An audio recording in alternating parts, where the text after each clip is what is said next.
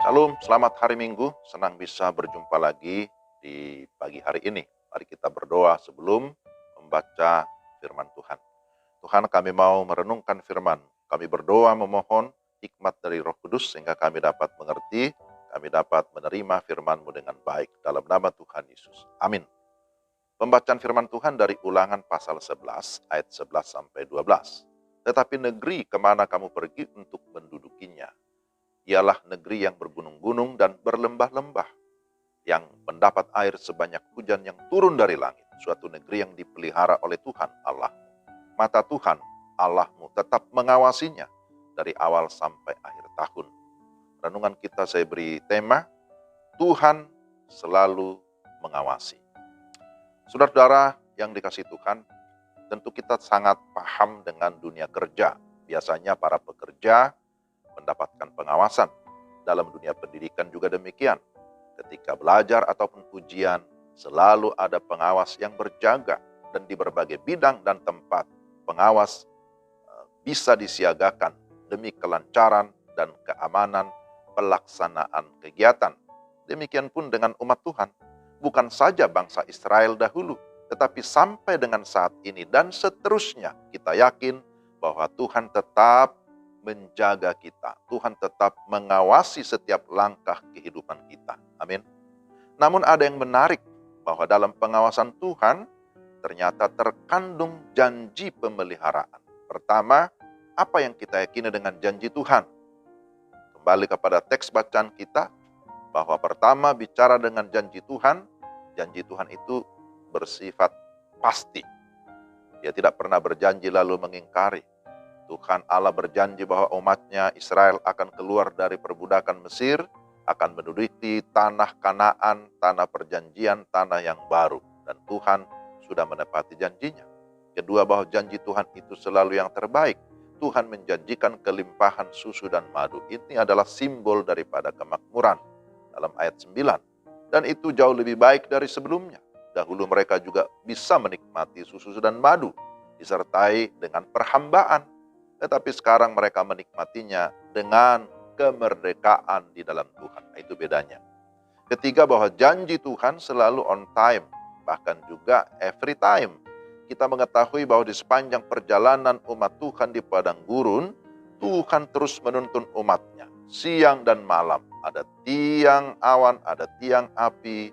Kemudian di dalam perjalanan mereka juga disediakan manna, kemudian ada air, ada daging, dan selain itu ada hukum Taurat, ada firman untuk mengisi kehidupan mereka supaya mereka tetap bertumbuh secara rohani. Dan hukum-hukum Tuhan itu mengajar mereka supaya sadar akan dosa, supaya juga bergantung kepada Tuhan. Jadi ini sesuatu yang luar biasa. Tuhan mengawasi umatnya. Mengawasi secara langsung. Mengawasi melalui hukum-hukumnya. Melalui firman-Nya. Kita tahu bahwa sampai mereka tiba di tanah Kanaan, mereka mendapatkan penyertaan Tuhan, pemeliharaan Tuhan. Dalam ayat 12 dikatakan, mata Tuhan Allahmu tetap mengawasinya dari awal sampai akhir tahun. Hanya Tuhan yang tetap setia pada janjinya. Maka tetaplah percaya kepada Tuhan, yakini janjinya. Dan itu bisa menjadi bagian kita masing-masing. Jangan setengah hati, jangan on off, tapi tetap setia kepada Tuhan. Lalu yang berikutnya, yang kita pelajari dari teks ini, bahwa kita harus tetap taat pada perintah Tuhan. Janji Allah diberikan berdasarkan kedaulatannya, ya. Namun demikian Allah juga menghendaki satu respons yang positif dari anak-anaknya. Kasih karunia Tuhan haruslah diresponi dengan baik. Supaya hal itu menjadi kenyataan di dalam hidup kita. Kita mengalami secara pribadi. Musa juga mengingatkan umat Israel bahwa untuk mengalami janji Tuhan di dalam hidup mereka, ada kewajiban yang harus mereka patuhi.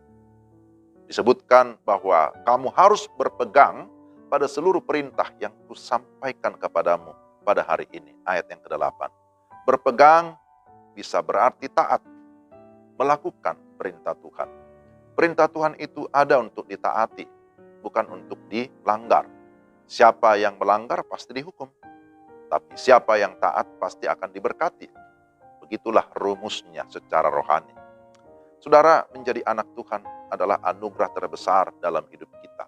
Sebagai anak Tuhan, percayalah kita dapat menjalani hari-hari di depan karena Dia akan menyertai kita. Dia akan mengawasi kita, menuntun kita.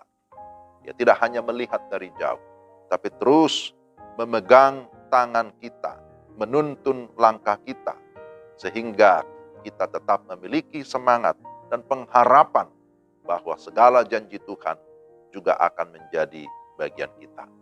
Saudara, doakanlah apa yang kamu lakukan, lakukanlah apa yang kamu doakan. Itu adalah kalimat bijak. Lakukanlah segala sesuatu dengan semangat, tetap mengandalkan Tuhan, dengan terus mengingat bahwa Tuhan mengawasi kita dimanapun kita berada. Ada tantangan? Ya pasti ada. Tetapi kita juga tahu Allah turut bekerja dalam segala sesuatu, mendatangkan kebaikan dalam hidup kita. Percayalah bahwa dalam pengawasan Tuhan ada penjagaan, ada pemeliharaan. Maka jangan takut, jangan khawatir menjalani hidup ini.